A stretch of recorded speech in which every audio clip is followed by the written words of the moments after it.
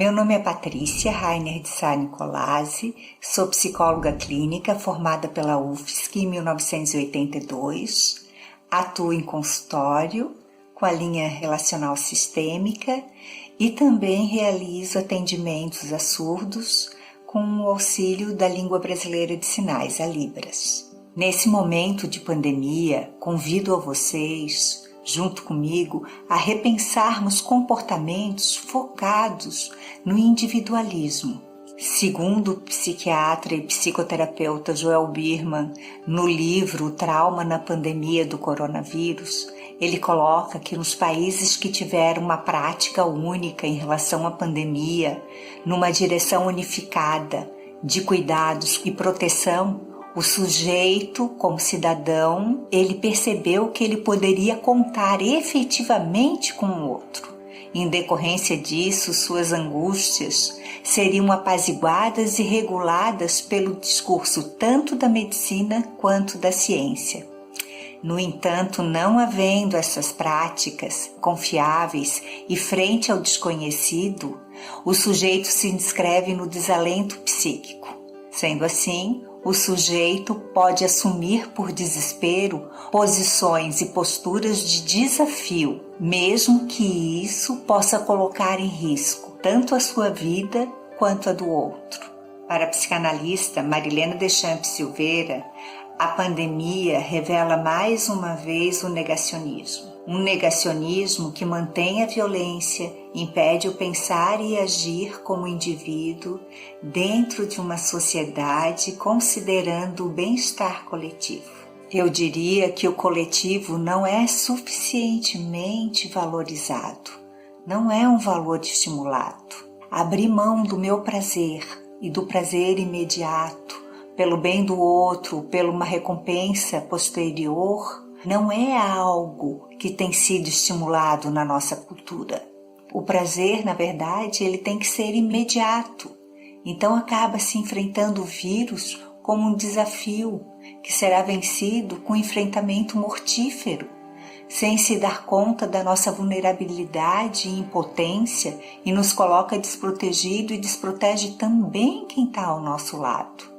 Toda essa angústia, todo esse medo com o desconhecido nos leva a esse mecanismo de defesa que é a negação.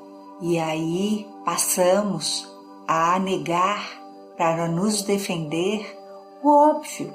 Então temos comportamento de risco que não põe em risco somente a nós, como também aos que estão próximos a nós. E essa é uma reação que o ser humano acaba tendo nesses momentos muito difíceis e de muita pressão emocional. Junto a isso também vêm os pensamentos mágicos como resolução do problema. Isso vem desde os primórdios da humanidade, o homem tenta explicar aquilo que ele tem desconhecimento, que ele não tem controle, com pensamentos dessa natureza. Então a pessoa acaba pensando que quem tem pensamentos positivos não adoece, quem não tem medo também não adoece, quem tem uma crença religiosa está protegido.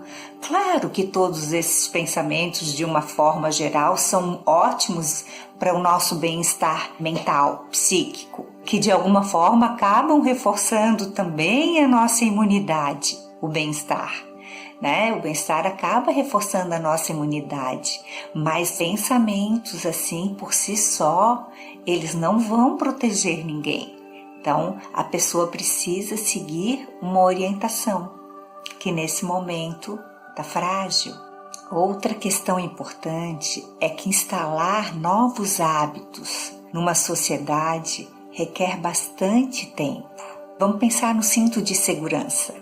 Quanto tempo foi necessário para que a maioria das pessoas, a maioria da população, aceitassem e visse o cinto de segurança como uma proteção, um cuidado à sua vida e ao outro? Fazendo uma analogia do uso de cinto de segurança com os cuidados da pandemia, pode-se observar claramente que foi um pouco mais fácil instalar o comportamento do uso do cinto nas pessoas do banco da frente do automóvel, né? Aquelas que estavam na linha de frente.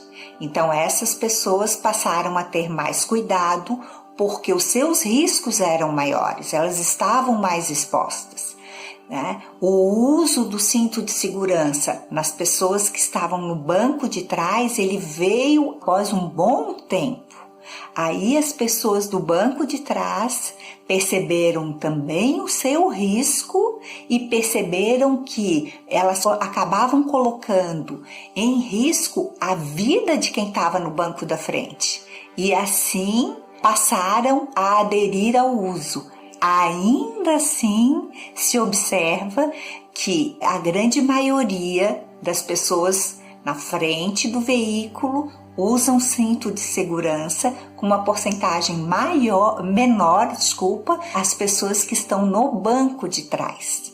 Então isso é interessante para a gente pensar sobre a pandemia, para as pessoas colocadas em risco iminente, em risco que está lá no dia a dia, no risco mesmo, essas pessoas elas aderem aos cuidados com maior facilidade. As pessoas que precisam de alguma forma imaginar esses riscos, que precisam de alguma forma internalizar esses riscos, essas pessoas têm um pouco mais ou um tanto mais de dificuldades, assim como os do banco de trás do automóvel.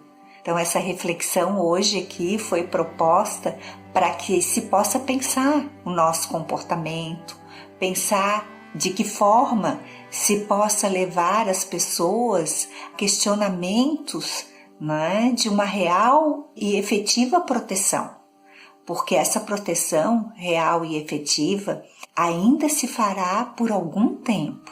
Quero agradecer aqui mais uma vez o convite da professora Débora, a oportunidade, e pedir às pessoas que gostaram desse vídeo que deem um like, que se inscrevam no canal Mulheres na Ciência. Muito obrigada e um abraço a todos.